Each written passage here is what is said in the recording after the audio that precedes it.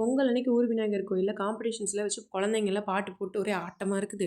பாப்பா கூப்பிட்டு நாங்க முன்னாடி போறோம், நீ பின்னாடி வான்னு சொல்லிட்டு அத்தை, மாமா, பாப்பா 3 பேரும் கிளம்பி போயிட்டாங்க. நான் போறேன் அம்முனி ஒரே ஆட்டம்னா ஆட்டம். வெயில் வேற அதிகமா இருந்துச்சு. எங்கேயாவது காய்ச்சல் கீது வந்துச்சுன்னா என்ன பண்றதுன்னு சொல்லிட்டு கூட்டு வரலான்னு பார்த்துட்டு இருந்தேன். கரெக்ட்டா எங்க வீட்டுக்காரர் இருந்தாரு. வரைய போலன்னா சரி வாங்க போலான்னு கிளம்பி வந்தாச்சு. தக்காளி சாப்பாடு செய்யலான்னு சொல்லிட்டு செஞ்சுட்டு இருந்தேன். இந்த சாப்பாடு என்னோட நாக்கு ருசிக்கு ரொம்ப ஃபேவரட். அதே மாதிரி எமோஷனலாவே எனக்கு இந்த சாப்பாடு ரொம்ப ரொம்ப பிடிக்கும்.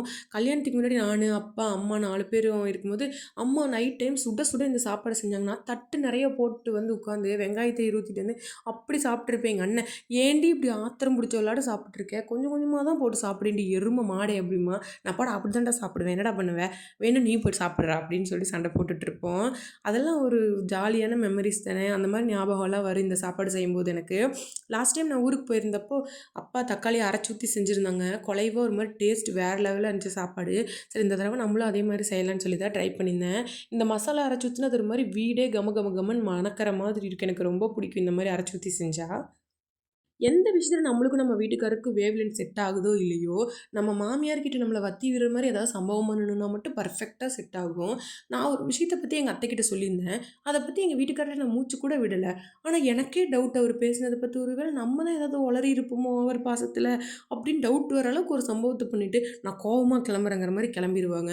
அவரு பாட்டுக்கு ஒரு சம்பவம் பண்ணிவிட்டு கிளம்பிருவாங்க. ஆனா அதுக்கப்புறமா வீட்டுக்குள்ள நடமாடும்போது, நம்ம ஒரு சர்வைவல் மோட்லயே சுத்திட்டு இருக்க மாரி இருக்கும். ஐயய்யோ! அந்த ஏதாச்சும் கேட்பாங்களோ? இப்படி கேட்டா என்ன சொல்றது? அப்படி கேட்டா என்ன சொல்றது? "அடேய்! நான் தான் ஒண்ணுமே பண்ணலையேடா! நீயா தானடா சம்பவம் பண்ணிட்டு போன" அப்படிங்கிற மாதிரி இருக்கு நம்மளுக்கு.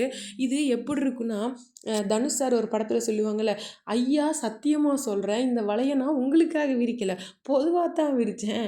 நீங்களா வந்து மாட்டிக்கிட்டீங்க" அப்படிம்பாங்கல்ல. அந்த மாரி தான் இருக்கும். நெறைய பேர் வீடியோ பார்க்குறீங்க. ஆனா மேக்ஸிமம் யாரும் சப்ஸ்கிரைப் பண்ண மாட்டேங்கிறீங்க. உங்களுக்கு என்னோட வீடியோ புடிச்சிருந்தா, தொடர்ந்து என்னோட வீடியோ பார்க்கணுன்னா, கண்டிப்பா எனக்கு சப்ஸ்கிரைப் பண்ணுங்க அண்ட் சப்போர்ட் பண்ணுங்க. உங்களுக்கு பிடிச்சிருந்தா லைக் பண்ணுங்க. யாருக்காச்சும் இதே மாரி சம்பவம் நடந்திருக்குன்னு உங்கள்ட்ட சொல்லியிருந்தாங்கனாலோ, அத நீங்க அவங்கள்ட்ட சொல்லணும்னு நெனச்சீங்கனாலோ, கண்டிப்பா இத ஷேர் பண்ணுங்க.